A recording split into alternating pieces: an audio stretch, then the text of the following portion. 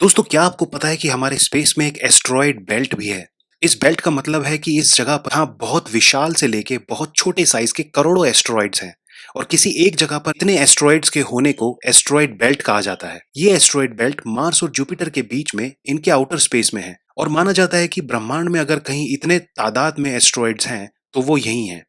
करोड़ों साल पहले जुपिटर ग्रह के फॉर्मेशन के वक्त बाकी आसपास के प्लेनेट आपस में टकराने लगे और इसी वजह से ये छोटे छोटे हिस्सों में टूट गए। दोस्तों, साइंटिस्ट का मानना है कि अगर इन सब एस्ट्रॉइड को जोड़ दिया जाए तो एक ड्वार्फ प्लेनेट बन सकता है जो अपने चांद जितना होगा। ये एस्ट्रॉइड बिजनेस पर्पज से भी साइंटिस्ट की नजरों में है क्योंकि इन पर निकल, आयरन, टाइटेनियम जैसे महंगे और रेयर मिनरल्स भर भर के हैं। और सोचो, अगर कोई इन मिनरल्स को धरती पर लेके आ सके तो वो रातों रात अमीर हो जाएगा। इनफैक्ट नासा तो इस मिशन की तैयारी भी कर चुका है, लेकिन सबसे बड़ी रुकावट है एक सुपर स्पीड से उड़ने वाला और अफोर्डेबल रॉकेट, जिसकी रिसर्च एंड डेवलपमेंट दुनिया की कई कंपनीज प्राइवेटली कर रही हैं। दोस्तों, आप सुन के हैरान हो जाएंगे कि हमारे सोलर सिस्टम के आउटर स्पेस में एक काइपर बेल्ट भी है जहां आइस के बने करोड़ों प्लैनेट्स हैं।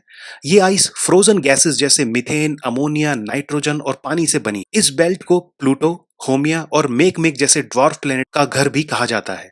काइपर बेल्ट का नाम एक एस्ट्रोनॉमर जेरार्ड काइपर के नाम पर पड़ा, जिन्होंने सबसे पहले हमारे सोलर सिस्टम के आउटर स्पेस में ऐसे मटेरियल से बनी एक डिस्क की खोज की। दोस्तों, काइपर बेल्ट की एग्जैक्ट लोकेशन नेपच्यून ग्रह से शुरू होकर प्लूटो ग्रह तक है और इस बेल्ट में आइस से बने कुछ करोड़ों धूमकेतु चक्कर लगाते हैं। एक और मेन रीजन इतनी आइस का होना यह भी है क्योंकि अपने सोलर सिस्टम में ये सूरज से सबसे दूर है। नासा ने सन 1983 में अपना स्पेसक्राफ्ट इस काइपर बेल्ट पर भेजा था और सन 1989 में नासा के एक और स्पेसक्राफ्ट वॉयेजर 2 ने नेपच्यून के सबसे बड़े मून ट्राइटन का ऑर्बिट किया था।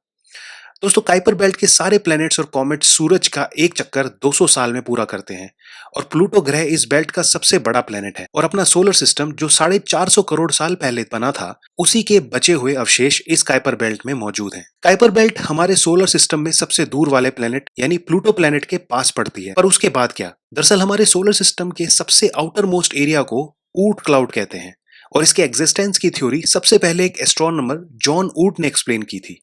ऊर्ट क्लाउड के सारे कॉमेट्स और ऑब्जेक्ट्स को ट्रांस नेपच्यूनियन ऑब्जेक्ट्स कहते हैं, यानी नेपच्यून प्लैनेट के बाद के सभी ऑब्जेक्ट्स जिसमें काइपर बेल्ट भी शामिल। इन ऑब्जेक्ट्स की अनुमानित संख्या लगभग 2 ट्रिलियन है।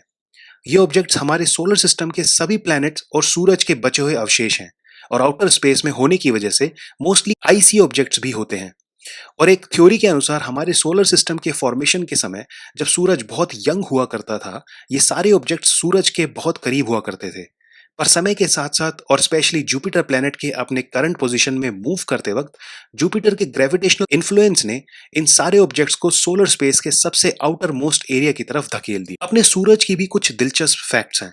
सूरज अपने सोलर सिस्टम के सेंटर में सबसे प्रमुख सितारा है जिसको चारों तरफ सारे प्लैनेट्स, ऑब्जेक्ट्स, कॉमेट्स चक्कर लगाते हैं।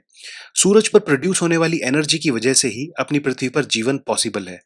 सूरज 70% हाइड्रोजन और 28% हीलियम से मिलकर बना है और माना जाता है कि जब सन की ये सारी हाइड्रोजन जल जाएगी तो बाकी बची हीलियम की बारी आएगी और आज से करोड़ों साल बाद ये मरकरी, वीनस और अपनी पृथ्वी को निगलकर एक हॉट एंड रेड प्लेनेट का रूप ले लेगा। ये अपनी पृथ्वी से 109 गुना बड़ा है और 3,30,000 गुना भारी है। सूरज और पृथ्वी की दूरी को एस्ट्रोनॉमिकल यूनिट कहते हैं और साइंटिस्ट ब्रह्मांड के किसी दूर प्लेनेट की दूरी को एस्ट्रोनॉमिकल यूनिट से ही नापते हैं। हमारा सूरज इतना बड़ा है कि एक खोखले सूरज में 9,60,000 पृथ्वी समा सकती हैं। सूरज से निकलने वाली एनर्जी इसके कोर में प्रोड्यूस होती है और एक न्यूक्लियर फ्यूजन होता है जिसमें हाइड्रोजन हीलियम में कन्वर्ट होती है। इसके सरफेस का टेम्परेचर 5600 डिग्री सेल्सियस तक होता है और अगर इसमें ग्रेविटेशनल फोर्स ना होता तो इतनी गर्मी से ये कब का एक्सप्लोड कर चुका होता। दोस्तों, बात करते हैं सोलर इक्लिप्स यानी सूर्य ग्रह की। तो सोलर इक्लिप्स एक नेचुरल इवेंट है जब चांद अपने ऑर्बिट में घूमते हुए सूरज और पृथ्वी के बीच में आ जाता है। सूरज, चंद्रमा और पृथ्वी की ज्योमेट्री के आधार पर सोलर इक्लिप्स साल में 2 से 5 बार हो सकता है। सोलर इक्लिप्स 3 तरह के हो सकते हैं। Number 1, total solar Eclipse. इसमें चांद सूरज को पूरी तरह से ब्लॉक कर लेता है और सिर्फ चांद की परछाई दिखाई देती है। Total solar Eclipse maximum 7.5 minute तक हो सकता है। Number 2, annual solar Eclipse. इसमें चांद अपने ऑर्बिट में पृथ्वी से दूर चला जाता है जिस वजह से ये सूरज को ब्लॉक कर देता है, पर इसके चारों तरफ एक बर्निंग रिंग दिखाई देती है और साइंटिस्ट कहते हैं ऐसे समय में सूरज को देखना हमारी आंखों के लिए बेहद खतरनाक है। Number 3, partial solar eclipse. पृथ्वी पे आपकी लोकेशन के हिसाब से चांद पूरी तरह से सूरज को ब्लॉक नहीं करता और सूरज पार्शियली पृथ्वी पर दिखाई देता है। पार्शियल सोलर इक्लिप्स डायरेक्टली तो क्या, टेलीस्कोप से भी सूरज को नहीं देखना चाहिए जब तक उसमें अप्रोप्रिएट फिल्टर ना लगे हों।